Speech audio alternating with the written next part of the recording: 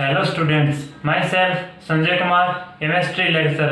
आप सभी का केमिस्ट्री अपनी अपनी चैनल में हार्दिक स्वागत है। तो स्टूडेंट्स, कल हम लोगों ने बात की थी इंडक्टिव इफेक्ट और उसके एप्लीकेशन पे। अपना जो टॉपिक था वो एंडिंग पे था।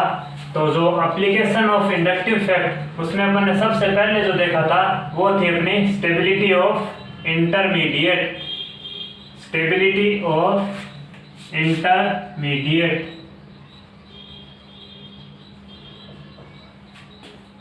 प्रेरणिक प्रभाव को अपन काम में लेके इंटरमीडिएट्स की स्टेबिलिटी किस तरीके से देखते हैं। तो अपन ने बात की थी इंटरमीडिएट में कौन कौन से थे। एक तो कार्बोकेटाइन और एक था कार्ब एनाइन।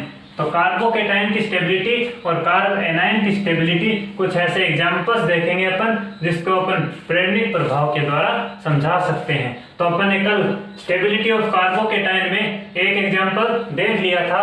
अब अपन बात करते हैं दूसरे एग्जांपल की। जैसे मैंने कोई एग्जांपल लिया,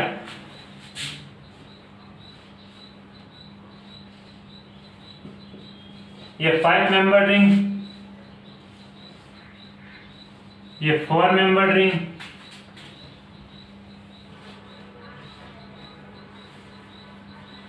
और ये है 3 मेंबर रिंग। ये कार्बोकेटाइन है। इनकी स्टेबिलिटी का ऑर्डर क्या होगा अपने को ये देखना है। तो सबसे पहले मैं बात, एक कॉमन स्टेटमेंट जो था वो था कि जो स्टेबिलिटी ऑफ कार्बोकेटाइन, प्रेरणिक प्रभाव को काम में लेके इनकी स्टेबिलिटी किस तरीके से चेक की जाती है। तो मैंने एक बात बोली थी कल, जैसे x और y, किसी एलिमेंट की अगर विद्युत ऋणता En, विद्युत ऋणता का मतलब क्या हो गया, En अगर ज्यादा है, अगर किसी एलिमेंट की विद्युत ऋणता ज्यादा है तो उसकी टेंडेंसी क्या होती है, नेगेटिव चार्ज रखने की ज्यादा होती है। नेगेटिव ज्यादा, किसी भी एलिमेंट की विद्युत ऋणता अगर ज्यादा है तो उसकी नेगेटिव चार्ज रखने की टेंडेंसी भी ज्यादा होगी। उसी तरीके से अगर किसी एलिमेंट की विद्युत ऋणता कम है, विद्युत ऋणता कम, तो उस एलिमेंट की पॉजिटिव चार्ज रखने की टेंडेंसी ज्यादा होगी। तो अपन इस एग्जांपल में बात करते हैं। अपन ने एक स्टेटमेंट बोला था, small ring have more En, small ring have more En, मतलब छोटी रिंग की विद्युत ऋणता ज्यादा होती है। तो छोटी रिंग की विद्युत ऋणता, छोटी रिंग कौन सी है इसमें, 3 मेंबर्ड रिंग। ये छोटी रिंग है, इसकी विद्युत ऋणता ज्यादा होती है। तो इसकी विद्युत ऋणता ज्यादा होने का मतलब क्या हो गया, विद्युत ऋणता ज्यादा होने का मतलब इसकी टेंडेंसी क्या होगी, नेगेटिव चार्ज रखने की ज्यादा हो गई। इस पे अभी कैसा चार्ज है, पॉजिटिव, और इसकी टेंडेंसी क्या है, टेंडेंसी नेगेटिव चार्ज की, नेगेटिव चार्ज की। इसकी टेंडेंसी तो है नेगेटिव चार्ज रखने की, लेकिन इसके पास अभी अपने को एग्जांपल में क्या दिया है, पॉजिटिव चार्ज।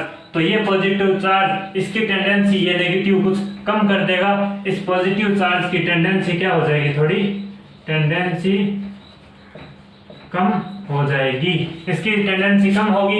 इसी तरीके से एक कंपैरेटिव रिंग में बात करूं, तीनों रिंग में, तो सबसे बड़ी रिंग ये है। इस रिंग की, बड़ी रिंग की विद्युत ऋणता क्या होती है, कम होती है। विद्युत ऋणता कम होने का मतलब क्या हो गया, इसकी पॉजिटिव चार्ज रखने की टेंडेंसी बढ़ जाएगी। पहले से पॉजिटिव चार्ज था और इसके कम विद्युत ऋणता के कारण इसका पॉजिटिव चार्ज की टेंडेंसी और ज्यादा हो जाएगी। तो इसकी टेंडेंसी क्या हो जाएगी, बढ़ जाएगी, टेंडेंसी इंक्रीज। इसकी टेंडेंसी, अगर पॉजिटिव चार्ज की टेंडेंसी बढ़ गई तो इसका मतलब क्या हो गया, ये मोर स्टेबल हो गया।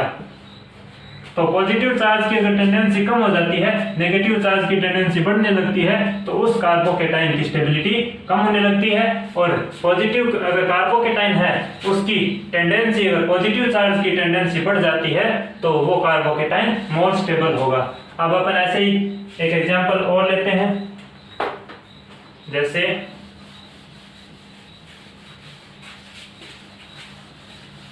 अपन प्रेरणिक प्रभाव को काम में लेके ये अपन डिफाइन कर रहे हैं कि स्टेबिलिटी ऑफ कार्बोकेटाइन किस तरीके से देखते हैं।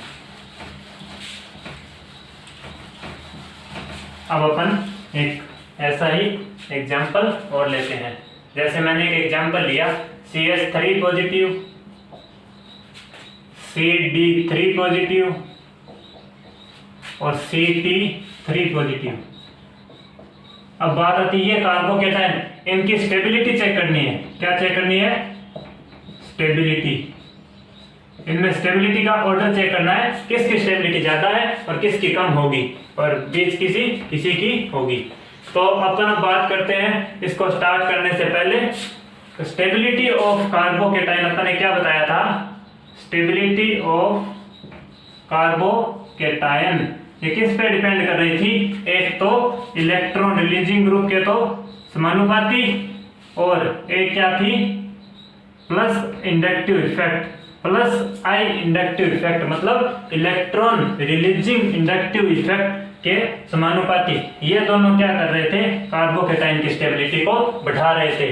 तो इन तीनों एग्जांपल्स, इस एग्जांपल में मैं अगर अपने सेंट्रल एटम तो क्या है? कार्बन। तीनों में क्या है? सेम। अब मैं बात करता हूं हाइड्रोजन, ड्यूटेरियम और ट्राइटियम की। हाइड्रोजन, ड्यूटेरियम और ट्राइटियम, ये तीनों कौन सा इफेक्ट देते हैं?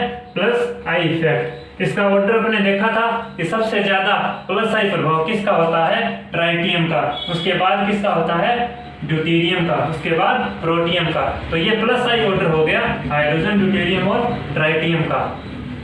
जिसका प्लस आई प्रभाव सबसे ज्यादा होगा उसकी स्टेबिलिटी ऑफ कार्बोकेटाइन सबसे ज्यादा होगा। तो प्लस आई प्रभाव किसका ज्यादा है? ट्राइटियम। तो यहाँ पे प्लस आई प्रभाव ज्यादा होने से स्टेबिलिटी ऑफ कार्बोकेटाइन भी ज्यादा होगा। तो इसमें क्या हुआ? प्लस आई प्रभाव इसका ज्यादा होगा ट्राइटियम का। इसका प्लस आई प्रभाव ज्यादा होने से इसकी स्टेबिलिटी भी क्या होगी? ज्यादा होगी। तो ये अपना हो गया, इन प्रेरणिक प्रभाव को काम में लेके अपने इसकी स्टेबिलिटी को डिफाइन कर दिया। अब अपन ऐसे ही एक एग्जांपल और लेते हैं।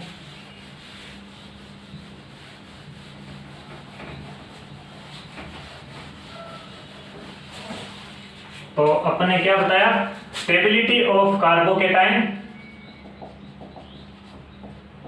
स्टेबिलिटी ऑफ कार्बोकेटाइन समानुपाती किसके बताया था? Electron releasing group. अब अपन एक एग्जांपल लेते हैं। जैसे मैंने एक एग्जांपल लिया CH3 CH2 positive, CH3 CH positive, CH3, एक मैंने लिया CH3 C positive, CH3 CH3।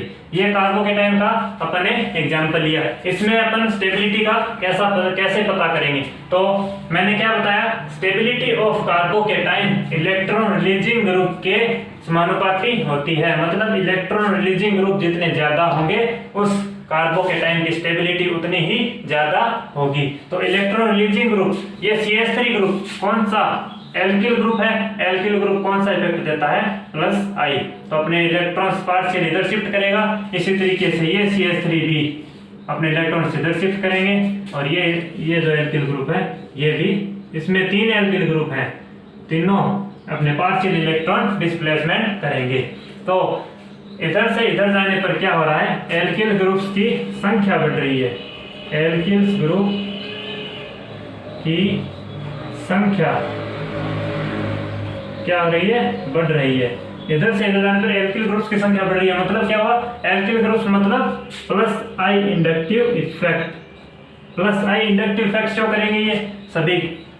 Plus आई का मतलब या तो मैं ये कहता हूं कि ऐसा प्रेरणिक प्रभाव जो इलेक्ट्रॉन देते हैं, इलेक्ट्रॉन देते मतलब इलेक्ट्रॉन को रिलीज करते हैं। तो इलेक्ट्रॉन रिलीज करने से क्या होगा?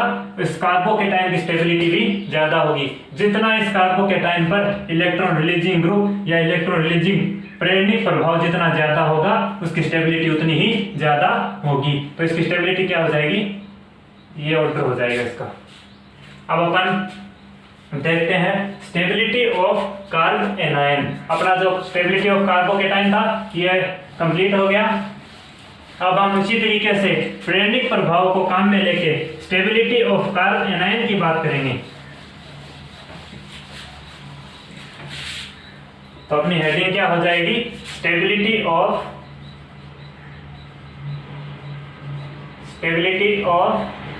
Carb anion stability of carb anion. तो इसी तरीके से अपन मैं बेसिक एक एग्जाम्पल ले लेता हूँ। जैसे मैंने एग्जाम्पल लिया CH3 CH2 negative, CH2 double bond CH negative, CH triple bond C negative. मैंने ये एग्जाम्पल लिया, इसमें अपने को बताना है कौन स्टेबल है कौन अनस्टेबल है। मतलब क्या हो गया, स्टेबिलिटी का ऑर्डर बताना है, स्टेबिलिटी का ऑर्डर चेक करना है। तो अपन बेसिक फंडामेंटल इसमें काम में लेते हैं। जैसे मैं स्टार्ट करता हूं इससे कार्बन से। इस कार्बन का संकरण क्या है, sp3। इस कार्बन का संकरण क्या है, sp2।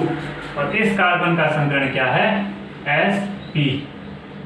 तो इसमें मैं परसेंट एस कैरेक्टर की बात करूं, मैं बात करूं percent S character, percent S character, percent S जो कैरेक्टर वो किसका ज्यादा होगा, sp हाइब्रिड का होगा।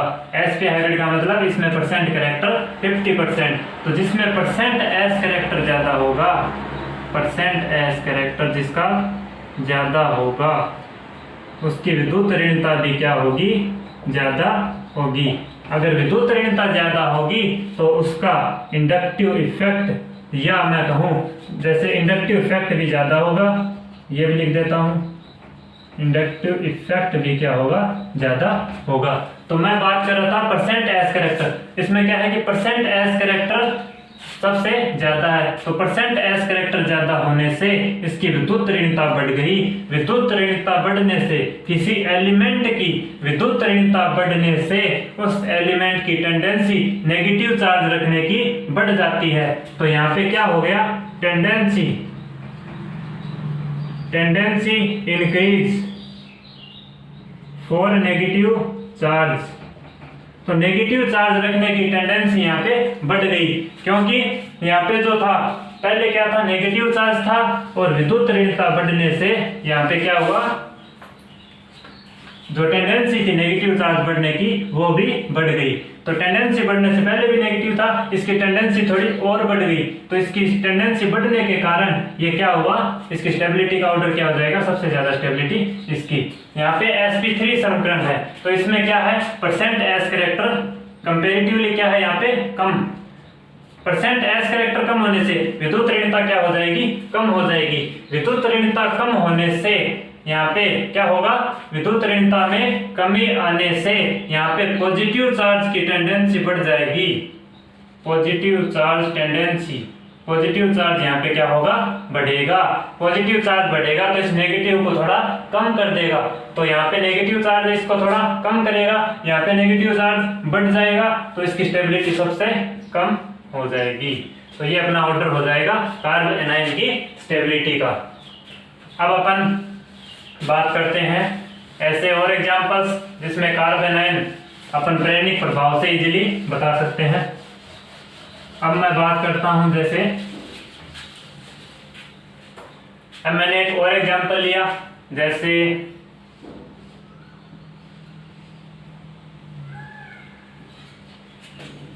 ये 5 मेंबर रिंग, ये 4 मेंबर रिंग, और ये मैंने ली एक 3 मेंबर रिंग। इनकी स्टेबिलिटी का ऑर्डर चेक करना है। तो सबसे पहले अपने क्या ध्यान में आएगा कि सबसे छोटी रिंग कौन सी है, ये रिंग। छोटी रिंग की En विद्युत ऋणता हमेशा क्या होती है, ज्यादा होती है। तो यहाँ पे En क्या है, ज्यादा। En ज्यादा होने से यहाँ पे क्या होगा, किसी एलिमेंट की विद्युत ऋणता अगर ज्यादा है तो उसकी टेंडेंसी क्या होती है, टेंडेंसी नेगेटिव चार्ज रखने की होती है। नेगेटिव चार्ज रखने की टेंडेंसी बढ़ेगी। तो यहाँ पे पहले से क्या है, नेगेटिव चार्ज, इसकी टेंडेंसी विद्युत ऋणता ज्यादा होने से क्या हो रहा है, बढ़ रही है, नेगेटिव चार्ज की बढ़ रही है। तो ये क्या हो जाएगा, ये अपने लिए एक सुटेबल बात है। अब अपन देखते हैं, ये रिंग सबसे बड़ी है, तो बड़ी रिंग कंपेरेटिवली बड़ी रिंग की विद्युत ऋणता क्या होती है, कम होती है, विद्युत ऋणता कम। तो बड़ी रिंग की विद्युत ऋणता कम होने से यहाँ पे जो टेंडेंसी होगी वो क्या होगी, पॉजिटिव चार्ज। जिस एलिमेंट की विद्युत ऋणता कम होती है उसकी टेंडेंसी पॉजिटिव चार्ज रखने की बढ़ जाती है। पॉजिटिव चार्ज की टेंडेंसी बढ़ रही है मतलब क्या होगा, इस नेगेटिव को ये कुछ ना कुछ कम कर देगा। तो कम करने से इस एनायन की स्टेबिलिटी कम हो जाती है और यहाँ पे नेगेटिव चार्ज की टेंडेंसी बढ़ने से यहाँ पे क्या हो जाता है, इस एनायन की स्टेबिलिटी बढ़ जाती है। तो इसका ऑर्डर ये हो जाएगा। तो सबसे स्टेबल कौन सा हुआ, 3 मेंबर्ड एनायन, फिर 4 मेंबर्ड एनायन और फिर 5 मेंबर्ड एनायन। तो अपन ने बात करी कि किस तरीके से इनकी टेंडेंसी के अकॉर्डिंग इनकी स्टेबिलिटी का ऑर्डर चेक कर रहे हैं।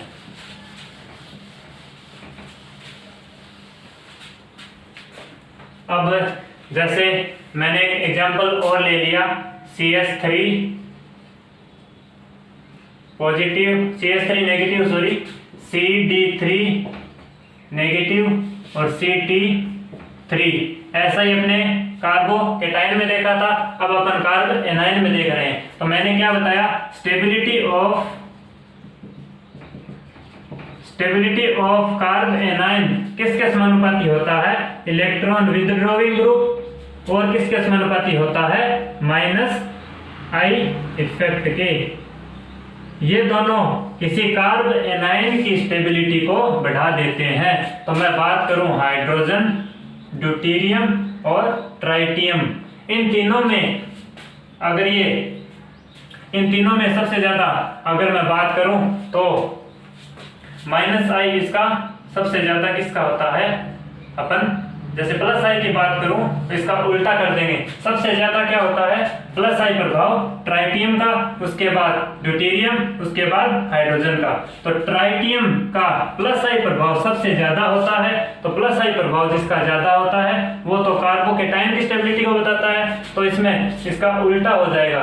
जिस ट्राइटियम की अपन ने कार्बोकेटाइन में इसकी बात की थी, +I प्रभाव के बढ़ने से अगर कार्बोकेटाइन की स्टेबिलिटी बढ़ती है तो उसी ट्राइटियम का +I प्रभाव बढ़ने से तो कार्ब एनायन की स्टेबिलिटी कम होगी। तो अपन बात करें तो सबसे ज्यादा स्टेबिलिटी इस CS3 नेगेटिव, फिर CD3 नेगेटिव और फिर CT3 नेगेटिव। तो इस तरीके से इसकी स्टेबिलिटी। और वैसे ही आप देख सकते हैं ट्राइटियम कौन सा +I इफेक्ट देगा, अगर कार्बन पे अगर नेगेटिव चार्ज है तो 3 ट्राइटियम इसके साथ जुड़े हुए हैं। जैसे ये है कंडीशन, कार्बन पे नेगेटिव चार्ज, ट्राइटियम, ट्राइटियम और ट्राइटियम, इसका +I प्रभाव लगेगा, +I प्रभाव। तो ये इलेक्ट्रॉन्स का डिस्प्लेसमेंट होगा, 3 ट्राइटियम एक साथ जुड़े हुए हैं। तो ये कार्बन पर पहले से नेगेटिव चार्ज है और इलेक्ट्रॉन डिस्प्लेसमेंट के बाद इलेक्ट्रॉन इसके पास और जा रहे हैं। तो इलेक्ट्रॉन्स के बीच यहाँ रिपल्सन भी ऐसे बोल सकते हैं अपन, इलेक्ट्रॉन्स के बीच थोड़ा रिपल्सन लगेगा जिसके कारण इसकी स्टेबिलिटी थोड़ी कम हो जाती है। तो इस तरीके से इसका ऑर्डर ये अपना कार्बन एनायन के लिए हो जाएगा।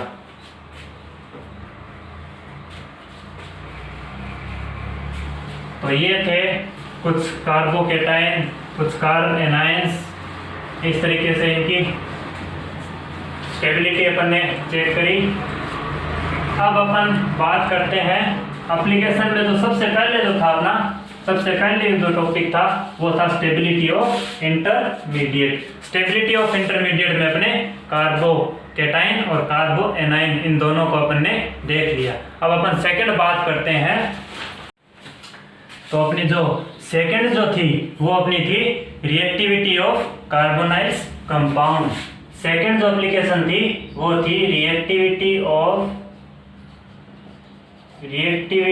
Of carbonyls compound. सेकंड जो थी अपनी रिएक्टिविटी ऑफ कार्बोनाइल्स कंपाउंड।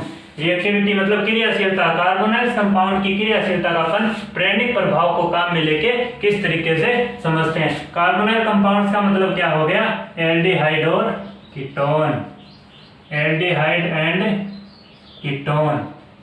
तो सबसे पहले इसकी क्रियाशीलता को स्टार्ट करने से पहले अपने दिमाग में आना चाहिए कि ये कार्बोनाइल्स कंपाउंड, ये जो कार्बोनाइल्स है एल्डिहाइड या कीटोन, इसकी नेचर क्या होती है। यहाँ पे H या R कुछ भी हो सकता है। तो इसकी नेचर क्या होती है, तो अपन ने पीछे जो लेक्चर में बात की थी, ये जो इस कार्बोनेट्स में ये जो कार्बन है, इस कार्बन ये कौन सी साइट है, इलेक्ट्रोफिलिक साइट। इलेक्ट्रोफिलिक साइट, इस पे कोई भी जब न्यूक्लियोफाइल आएगा, जब यहाँ पे कोई न्यूक्लियोफाइल आएगा तो इस कार्बन पे अटैक करेगा और इस बॉन्ड के इलेक्ट्रॉन इधर शिफ्ट हो जाएंगे। तो इसका मतलब किसी न्यूक्लियोफाइल ने इस कार्बोनाइल्स की इलेक्ट्रोफिलिक साइट पे अटैक किया, तो ये जो कार्बोनाइल कंपाउंड है ये कौन सी रिएक्शन देगा, यहाँ पे nucleophilic addition reaction, nucleophilic addition reaction देगा। इसका मतलब क्या हुआ, नाभिक स्नेही योगात्मक अभिक्रिया, नाभिक स्नेही योगात्मक अभिक्रिया देता है। तो कार्बोनाइल्स कंपाउंड्स की क्रियाशीलता में सबसे पहली बात क्या हुई कि ये जो कार्बोनाइल्स कंपाउंड है किसी न्यूक्लियोफाइल को अपने साथ यहाँ पे जोड़ लेता है, जिसके कारण ये कौन सी अभिक्रिया देता है, नाभिक स्नेही योगात्मक अभिक्रिया देगा। अब मैं इसकी क्रियाशीलता इसकी रिलेटिव रिएक्टिविटी के बारे में बताता हूं, जिससे आपको और भी इजीली समझ में आ जाएगा। इस कार्बन, ये जो कार्बोनाइल्स कंपाउंड में है, ये जो कार्बन जो इलेक्ट्रोफिलिक साइट है, इसकी इलेक्ट्रोफिलिसिटी क्या होनी चाहिए, ज्यादा होनी चाहिए। इलेक्ट्रोफिलिसिटी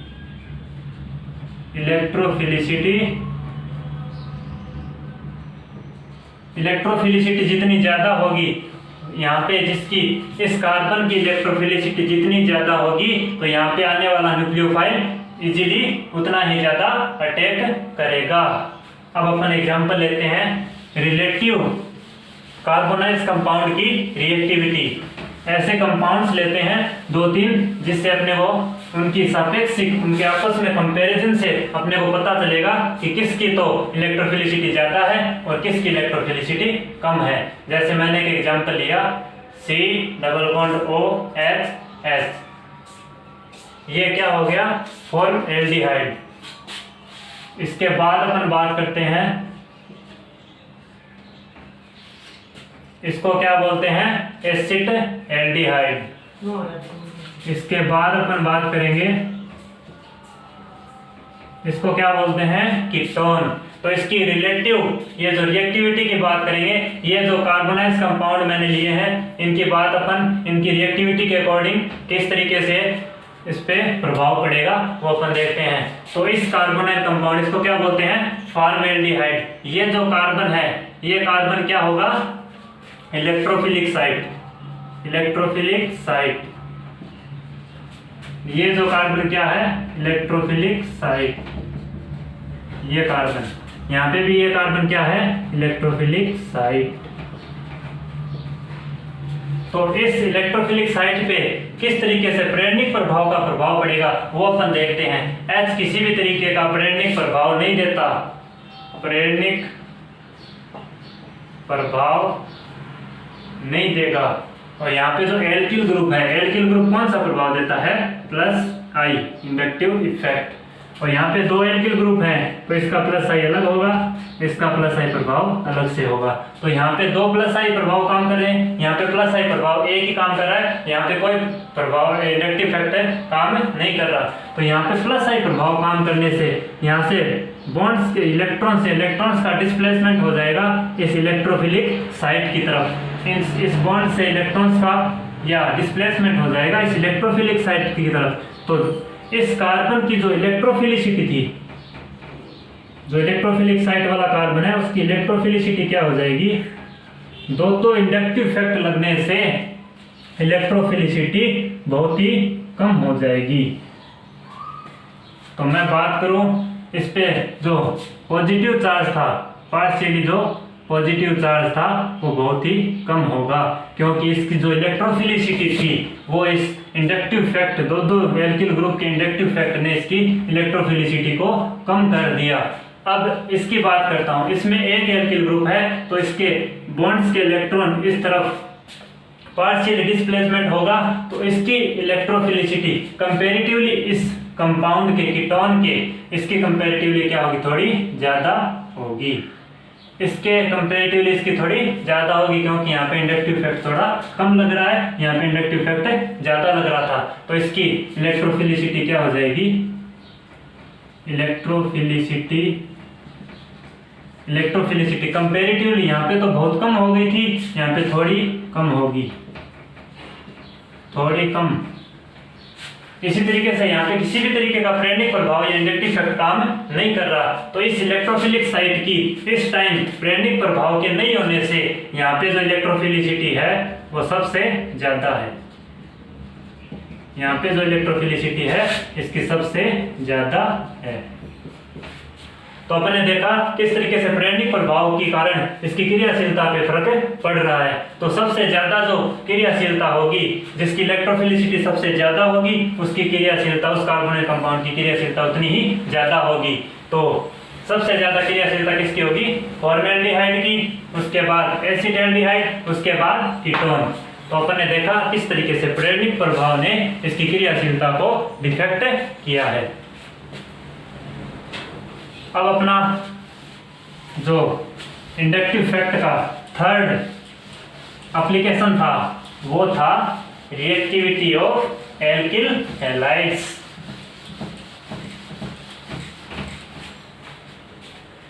थर्ड अपना था रिएक्टिविटी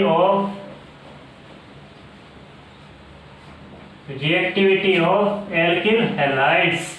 एल्किल हैलाइड्स, जिस तरीके से अपने कार्बोनाइल्स की बात की उसी तरीके से अपन एल्किल हैलाइड्स की भी कंपैरिजन देखते हैं। एल्किल हैलाइड्स का मतलब एक एल्किल हैलाइड्स जिसमें हैलोजन किसी एल्किल ग्रुप से जुड़ा हो। ये तीन तरीके का हो सकता है, एक तो 1 डिग्री, एक 2 डिग्री, एक 3 डिग्री। तो इसकी एल्किल हैलाइड्स की क्रियाशीलता देखने के लिए इसका परीक्षण किया जाता है। परीक्षण मतलब टेस्ट होता है इसका, किसके साथ होता है, HgNO3 के साथ। इस एल्किल हैलाइड्स की क्रियाशीलता देखने के लिए इसकी रिएक्शन किसके साथ करवाई जाती है, HgNO3 के साथ करवाई जाती है, जिसके कारण अपनी क्रियाशीलता का पता लगा सकते हैं। तो मैं एक एग्जांपल लेता हूं, जैसे 1 degree alkyl halides CH3CH2X। 1 degree alkyl halide का मतलब कोई भी हैलोजन जिस कार्बन से जुड़ा हुआ है वो कार्बन अन्य एक कार्बन से जुड़ा हुआ हो, उसको क्या बोलते हैं, 1 degree halides. 2 degree alkyl halides जिसमें हैलोजन जिस कार्बन से जुड़ा हुआ हो वो कार्बन अन्य 2 कार्बन से जुड़ा हुआ हो, उसको क्या बोलते हैं, 2 डिग्री एल्किल हैलाइड्स। 3 डिग्री का मतलब कोई हैलोजन जिस कार्बन से जुड़ा हुआ हो वो कार्बन अन्य 3 कार्बन से जुड़ा हुआ हो, उसको क्या बोलते हैं, 3 degree alkyl halide, 2 degree alkyl halide और 1 डिग्री एल्किल हैलाइड। तो इसकी कंपैरेटिव क्रियाशीलता का देखने के लिए अपन ने क्या बताया, एक परीक्षण होता है जिसको अपन HgNO3 के साथ रिएक्शन कराते हैं। तो इसकी HgNO3 के साथ रिएक्शन, HgNO3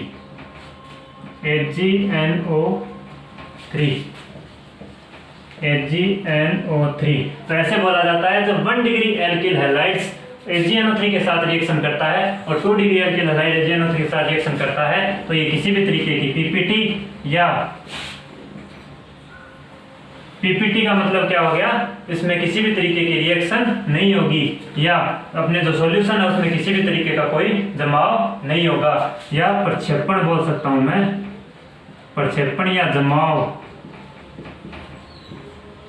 या किसी भी तरीके का परीक्षण या नहीं देगा। पीपीटी किसी भी तरीके की यहाँ पे नहीं आएगी, या रिएक्शन यहाँ पे नहीं होगी। अपन अब 3 डिग्री की बात करते हैं कि HgNO3 के साथ रिएक्शन करने से क्या देता है। तो अपन एक तो ये देता है HgX PPT, प्रक्षेपण। पीपीटी का मतलब यहाँ पे HgX रिएक्शन करते इस 3 डिग्री HgNO3 इस 3 डिग्री एल्किल हैलाइड के साथ रिएक्शन करके क्या देता है, HgX, और क्या देता है ये R, C, R और R। ये कितने डिग्री कार्बोकेटाइन हो गया, 3 डिग्री कार्बोकेटाइन। एक तो ये देता है HgX और एक देता है 3 डिग्री कार्बोकेटाइन। तो चूंकि यहाँ पे 3 डिग्री कार्बोकेटाइन मोर स्टेबल है, मोर स्टेबल होने के कारण ये 3 डिग्री एल्किल हैलाइड्स HgNO3 के साथ इजीली रिएक्ट करके ये 3 डिग्री कार्बोकेटाइन दे देगा। क्योंकि इसकी स्टेबिलिटी यहाँ पे बढ़ रही है तो इजीली इसकी क्रियाशीलता या रिएक्टिविटी की बात करूं तो सबसे ज्यादा रिएक्टिविटी कौन करेगा, 3 डिग्री एल्किल हैलाइड्स। अब इसकी रिलेटिव अपन ने देखी, रिएक्टिविटी सबसे ज्यादा रिएक्टिविटी 3 डिग्री की होती है, क्योंकि ये यहाँ पे क्या देगा, मोर स्टेबल कार्बोकेटाइन देगा। तो सबसे ज्यादा रिएक्टिविटी होगी 3 डिग्री एल्किल हैलाइड्स, उसके बाद 2 डिग्री एल्किल हैलाइड्स, उसके बाद 1 डिग्री एल्किल हैलाइड्स। अब अपन ये तो बात हो गई रिएक्टिविटी ऑफ एल्किल हैलाइड्स की। तो सबसे पहले अपन पढ़ा था स्टेबिलिटी ऑफ इंटरमीडिएट, उसके बाद हम लोगों ने देखा रिएक्टिविटी ऑफ कार्बोनाइल कंपाउंड्स, उसके बाद अपन ने थर्ड एप्लीकेशन देखा रिएक्टिविटी ऑफ एल्किल हैलाइड्स। अब अपन बात करते हैं चौथा एप्लीकेशन रिएक्टिविटी ऑफ एल्कोहल्स, जिसमें अपन प्रेरणिक प्रभाव को काम में लेके उसको इजीली समझ सकते हैं। फोर्थ है अपना रिएक्टिविटी ऑफ एल्कोहल्स। तो इसमें मैं बेसिकली थोड़ा बता देता हूँ इसमें क्या क्या होगा। इसमें प्रेरणिक प्रभाव को काम में लेके अपन एल्कोहल्स की क्रियाशीलता का अपन या रिएक्टिविटी का ऑर्डर देखेंगे।